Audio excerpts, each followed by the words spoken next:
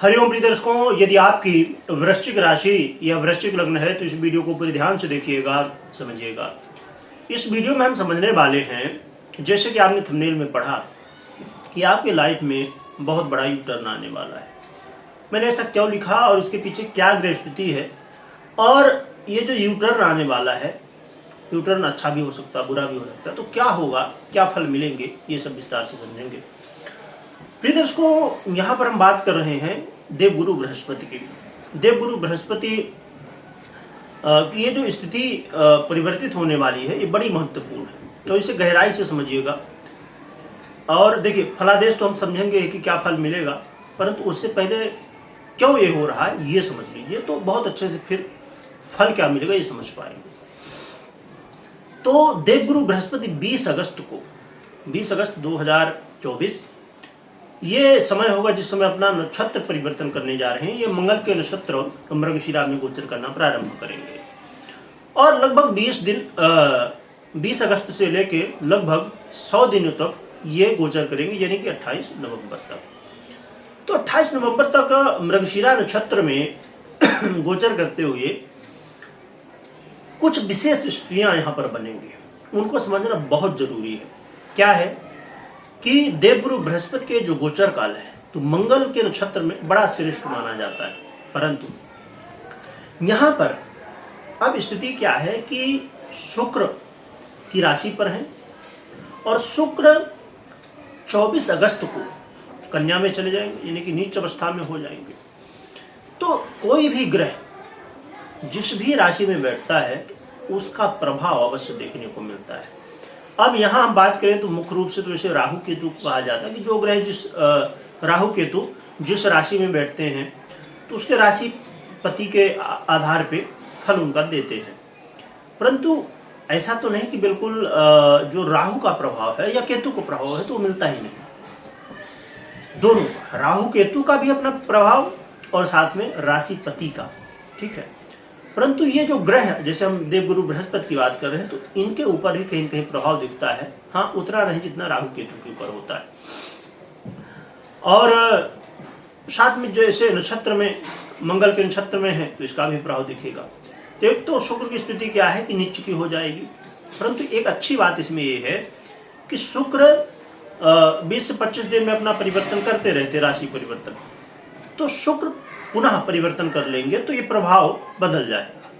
परंतु मंगल की यदि हम बात करें, मंगल पहले 26 अगस्त को मिथुन राशि में जाएंगे, यानी कि बुध की राशि में, और फिर कर्क में चले जाएंगे, यानी कि दिन प्रतिदिन मंगल कमजोर होते जाएंगे। तो यहाँ पर ये कहीं ना कहीं जो फल आपको मिलना, मैं अभी जो बताने वाला हूँ, उसमें कहीं ना कहीं कुछ कमी रह जाएगी। यानी कि जो फल जितना मिलना है, समझिए कि यदि हम एग्जाम्पल लें कि हमें 100 रुपये का बेनिफिट होना था, तो उसमें कमी आ जाएगी। कितनी कमी आएगी ये भी हम समझेंगे। अब पहले हम समझ लेते हैं कि फल क्या मिलने वाला है।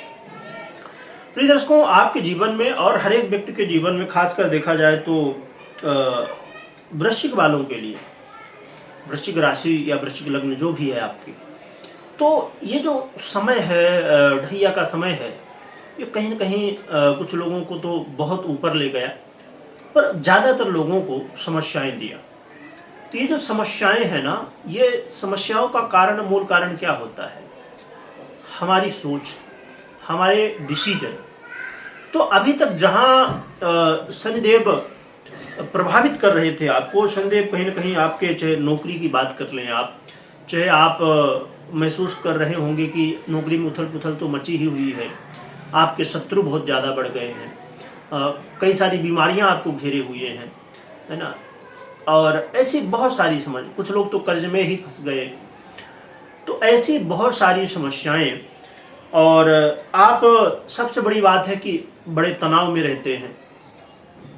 कई बार आप जब डिसीजन लेते हैं तो पहले तो लगता है कि बहुत बढ़िया, पर बाद में पता चलता है कि ये तो गलत डिसीजन हो गया। तो ऐसी समस्याएं जहां आप झेल रहे थे, तो अब देवगुरु बृहस्पति जब से आए हैं, अब मंगल के नक्षत्र में होंगे, तो देवगुरु बृहस्पति कहीं ना कहीं ये जो मानसिक तनाव है आपका, और जो डिसीजन पावर है ना, तो मानसिक तनाव को दूर करेंगे और डिसीजन पावर को बेहतर करेंगे। पूरी तरह से नहीं कहा जा सकता कि हाँ ठीक ही हो जाएगा बिल्कुल, अब जो डिसीजन आप लोगे तो बस वो 100% सही होगा। क्योंकि कहीं ना कहीं मैंने बताया कि कमियां हैं, कहीं ना कहीं ये जो गुरु का प्रभाव, देवगुरु बृहस्पति का प्रभाव मिलना है उसमें कमी है। पर हाँ फिर भी जो एक मेन कहना चाहिए कि जीवन में देखिए क्या होता है ना, कि जब व्यक्ति बहुत प्यासा हो तो कहते हैं ना एक बूंद पानी भी मिल जाए तो उसके लिए एक सहारा हो जाता है। तो बस वही बात है कि जो समस्याएं चल रही हैं उसमें यदि देवगुरु बृहस्पति की दृष्टि अमृतमयी मानी गई है तो इसका प्रभाव अपने आप में बहुत बड़ा होता है।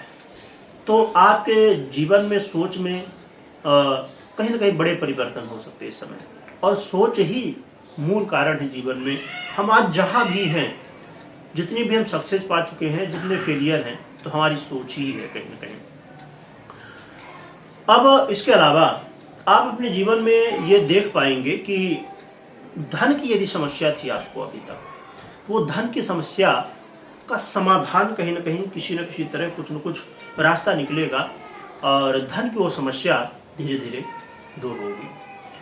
और ये जो समय है ना, ये ऐसा समय है प्रिय दर्शकों कि आपकी जो इच्छा शक्ति है, आपकी जो सोचने की शक्ति है, इच्छा शक्ति है, वो यदि बहुत मजबूत है किसी भी विषय पर, अब समझिए कि आप चाहते हैं कि नहीं मुझे ये जॉब मिल जाए या मैं ये काम कर लूँ, उसके प्रति आप तन मन धन से यदि आप लग सकते हैं तो ये समय होगा जिसमें आप प्राप्त कर पाएंगे।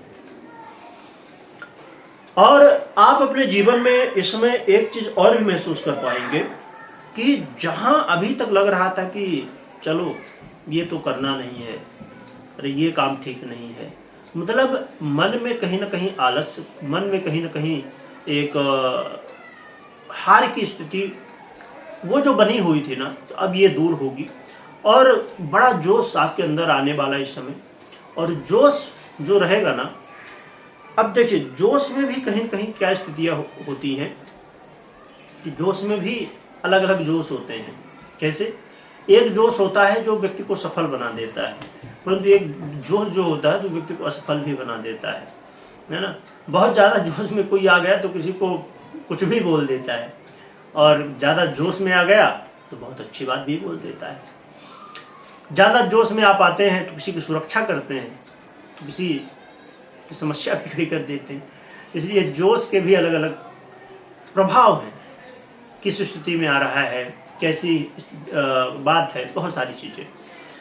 तो ये जो जोश होगा ना, तो कहीं ना कहीं आपके जीवन में बदलाव लाएगा। आप जो अभी तक मैंने बताया अभी कि आप कोई भी काम में सोच रहे थे कि ये नहीं करना, वो नहीं करना, तो अब आप निर्णय ले पाएंगे और अपने कामों को कर पाएंगे।